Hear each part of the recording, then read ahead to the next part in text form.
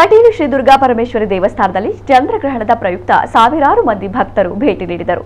ರಾತ್ರಿ ಗ್ರಹಣ ಪ್ರಾರಂಭದಿಂದ ಮಧ್ಯಕಾಲದವರೆಗೆ ದೇವರ ಮೂಲಬಿಂಬಕ್ಕೆ ನಿರಂತರ ಅಭಿಷೇಕ ನಡೆಯಿತು. ವಿವಿಧ ಧಾರ್ಮಿಕ ಕಾರ್ಯಕ್ರಮಗಳು, ವಿಶೇಷ ಪೂಜೆ ನಡೆಯಿತು. ತಡರಾತ್ರಿಯವರೆಗೆ ಭಕ್ತರು ದೇವಳಕ್ಕೆ ಭೇಟಿ ನೀಡುತ್ತಿದ್ದರು.